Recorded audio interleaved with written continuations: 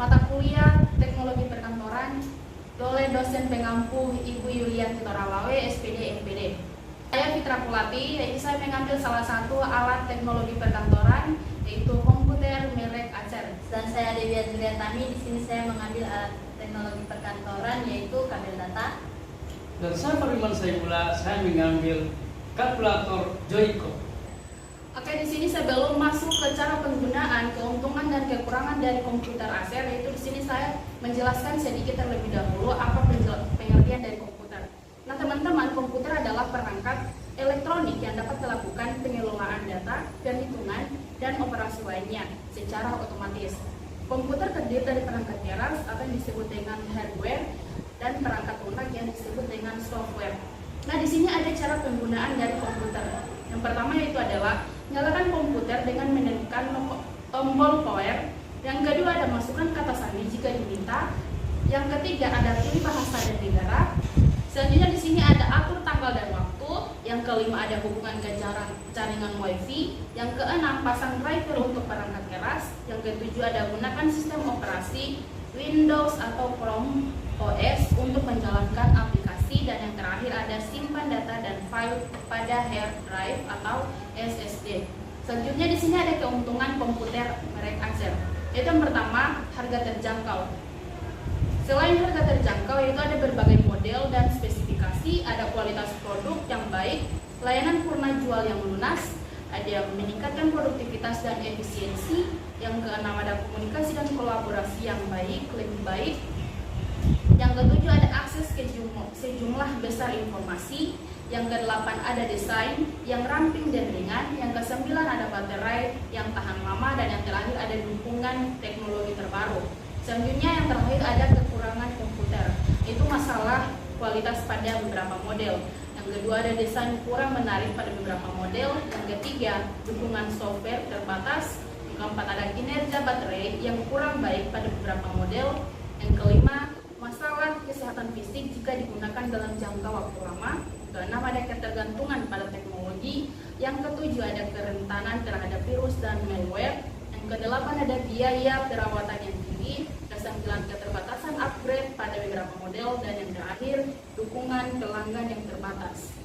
Baik, itulah beberapa penjelasan cara penggunaan, keuntungan dan kekurangan dari komputer. Baik, di sini saya akan menjelaskan apa itu kabel data.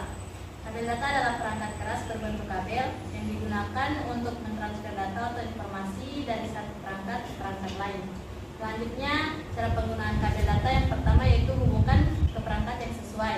Selanjutnya, pilih metode transfer data.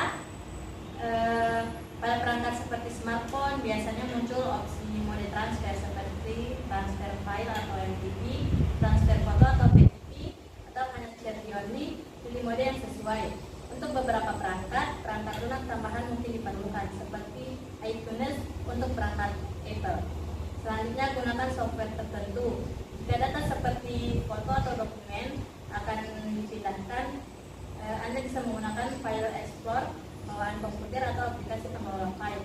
Yang terakhir, pastikan kabel sesuai dengan kecepatan dan fungsi yang dibutuhkan. Kabel tertentu mendukung pengisian cepat atau fast charging atau transfer data berkecepatan tinggi atau USB 3.0 atau lebih. Di sini ada keuntungan kabel data. Yang pertama, kecepatan transfer. Kabel data terutama yang modern seperti USB-C atau Thunderbolt menawarkan kecepatan transfer data yang tinggi dibandingkan metode kabel. Selanjutnya ada stabilitas koneksi, tidak mudah terpengaruh gangguan sinyal sehingga lebih andal untuk transfer file besar. Yang ketiga ada fungsi ganda. Selain transfer data, banyak kabel data juga berfungsi untuk mengisi daya perangkat. Yang keempat, kompatibilitas. Sebagian besar perangkat mendukung koneksi kabel data standar seperti USB atau Lightning. Dan yang terakhir, keamanan. Transfer data melalui kabel lebih aman dari risiko penyadapan dibandingkan dengan metode kabel. Selanjutnya di sini ada kekurangan kabel data. Yang pertama itu keterbatasan jarak. Banyak kabel biasanya terbatas sehingga membatasi jarak antara perangkat yang terhubung. Yang kedua itu rentan rusak. Kabel data sering mengalami kerusakan, terutama di bagian konektor atau kabelnya jika tidak dirawat dengan baik. Yang ketiga, ketergantungan port. Perangkat harus memiliki port yang sesuai dengan jenis kabel data. Yang kadang memerlukan adaptor jika tidak kompatibel. Yang keempat, kurang fleksibel. Kabel data mengganggu ruang kerja atau menyebabkan kekacauan jika terlalu panas. Dan yang terakhir itu kecepatan bervariasi. Bila semua kabel mendukung kecepatan transfer tinggi, tergantung pada jenisnya, misalnya USB 2.0 versus USB 3.0. Baik, itulah penjelasan dari saya tentang teknologi perkantoran kabel data. Sekian dari saya. Terima kasih. Selanjutnya, kalkulator merek Joico. Kalkulator ini memiliki desain yang sederhana yang bisa dibawa kemana-mana. Kalkulator Joico adalah kalkulator saintifik yang populer. Nah, cara penggunaan kalkulator Joico ini seperti kalkulator yang sebelumnya, tidak ada yang berubah. Namun di kalkulator Joico memiliki tombol yang sangat penting, yaitu tombol C. Tombol ini digunakan untuk menghapus angka yang kita ketik sebelumnya. Sebenarnya kalkulator Joico ini memiliki kekurangan dan kelebihan.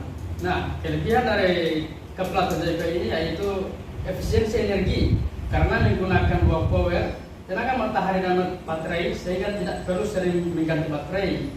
Yang kedua itu tombol yang besar dan responsif sehingga nyaman digunakan dalam waktu yang lama. Yang ketiga, display yang dapat disesuaikan kemiringannya sehingga tidak terganggu oleh cahaya lampu atau sinar matahari. Yang berikut kekurangannya. Kurangannya itu layar yang kurang tahan terhadap goresan, terutama pada model yang lebih ekonomis. Terima kasih. Baik, itulah hasil pemaparan video dari kelompok kami. Kami dari kelompok 5 pamit undur diri. Wabillahi taufiq wal hidayah. Wassalamualaikum warahmatullahi wabarakatuh.